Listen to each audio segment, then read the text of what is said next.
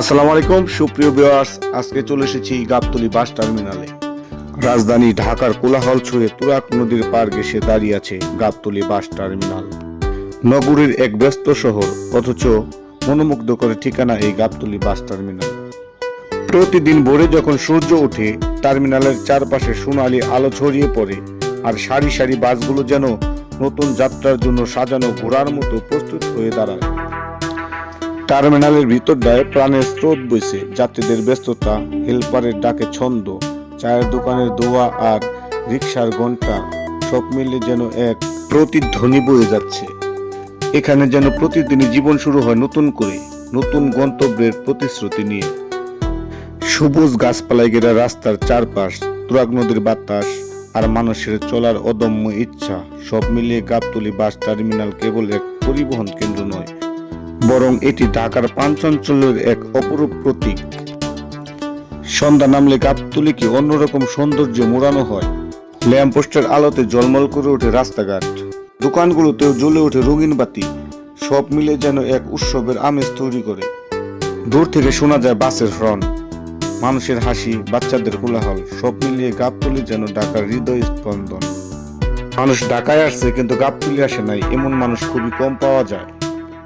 কারণ এই গাবতলীর আশেপাশে রয়েছে বড় বড় সব হসপিটাল, এবং মিরপুর চিড়িয়াখানায় যাইতে এখান থেকে মাত্র 10 টাকা ভাড়া লাগে রিক্সা।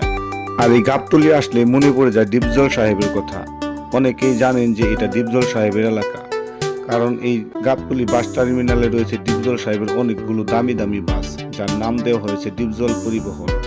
এই গাবতলী বাস টার্মিনালে রয়েছে আরো উন্নত উন্নত কোম্পানির পরিবহন, যেগুলো আমার পরিচিতর মধ্যে রয়েছে। তার মধ্যে এনা পরিবহন, শ্যামলী পরিবহন এবং সোনিয়া পরিবহন, যেগুলো দিনরাত 24 ঘন্টা বেশিরভাগই উত্তরবঙ্গে চলাফেরা করে, যাদের ড্রাইভাররা অক্লান্ত পরিশ্রমের মধ্য দিয়ে যাত্রী পারাপার করে থাকেন 24 ঘন্টা।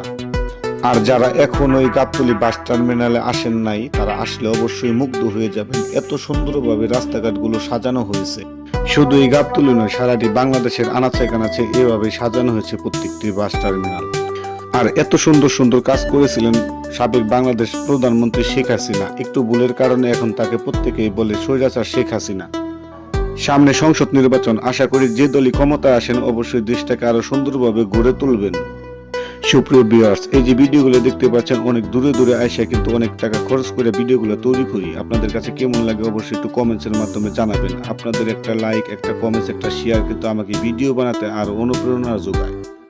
আর যারা এখনো আমার ENMBD পেজটা ফলো দেন নাই, ফলো দিয়ে পাশে থাকবেন। সবাই ভালো থাকবেন, সুস্থ থাকবেন। দেখা হবে পরবর্তী কোনো ভিডিওতে। আজকের মতো বিদায়। আসসালামু আলাইকুম।